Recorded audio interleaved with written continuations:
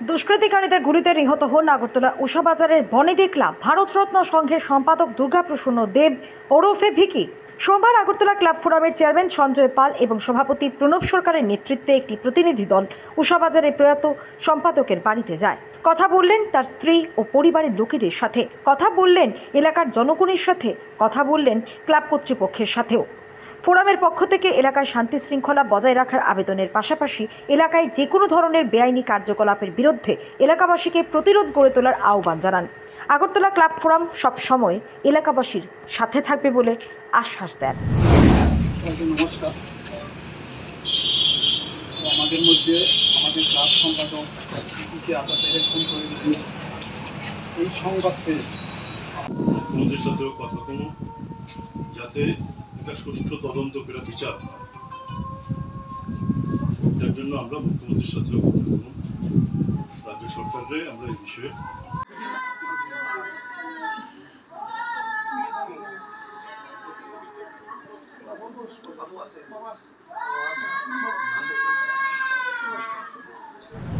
আজকে আমরা সবাই আসতে পারি নাই। আমাদের অ্যাকচুয়ালি 100 নম্বরের উপরে আমাদের ক্লাব মেম্বার, আমাদের বিভিন্ন ক্লাব। আপনারা প্রণব বাবুর কাছ থেকে শুনলেন, সেবক বাবুর কাছ থেকে শুনলেন।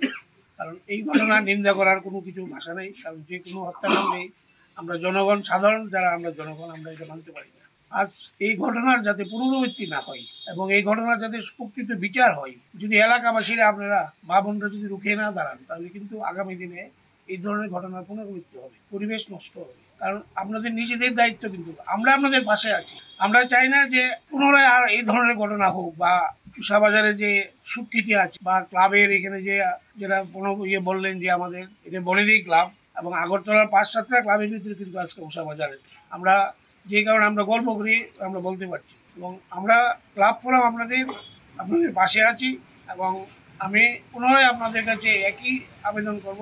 কারণ আপনারা যদি স্বতঃস্ফূর্তভাবে এবং সাহস না নিয়ে এগিয়ে যান, তাহলে কিন্তু এটার মোকাবেলা করতে পারে যে যাই হোক। কারণ আপনাদের শান্তি শৃঙ্খলা নিয়ে সেই পরিবেশ কিন্তু আপনাদের ধরে রাখতে হবে। এবং আমি পুনরায় একই জিনিস বলছি যে এই ঘটনার পুনরাবৃত্তি না হয়, এই জন্য আপনাদের পাশে আমরা আছি এবং আপনারা এগিয়ে। আগরতলা ক্লাব ফোরাম আজকে আমরা গতদিনের মিটিংয়েরই পরিপ্রেক্ষিতে আমরা আজকে ভিকির বাবুর বাড়িতে এখন আসলাম, ক্লাবে গেলাম এবং ক্লাবে যারা ক্লাবের সদস্য হয়ে গেছে, এলাকাবাসী হয়ে গেছে, তাদের কাছে আমাদের বক্তব্য বললাম। এবং আমরা ক্লাব ফোরাম আশা করছি যে প্রকৃত যে দোষী তাদের বিচার করে।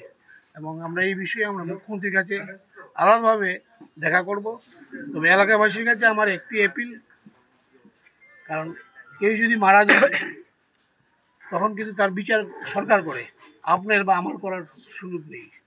কিন্তু এই ঘটনার যাতে রিপিটেশন না হয়, আগামী দিনে যাতে এই ধরনের ঘটনা না হতে পারে, আপনারা যদি রুখে না দাঁড়ান, যারা এলাকার যুবকরা, যারা মা বোনরা, আজকে কিন্তু এটা দীর্ঘদিনের প্রতিফল চলছে। এটা আপনাদের অনুভূতি আছে, আমাদের কাছ থেকে আরও বেশি আপনারা বুঝেন যে এটা কতদিনের সংকট। এখন যদি আপনারা এই সময় যদি না ধরতে পারেন, আর কিন্তু আগামী দিনে ধরা যাবে না, আবার কিন্তু নতুন করে ঘটনা হবে।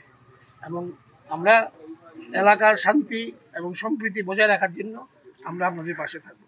নমস্কার।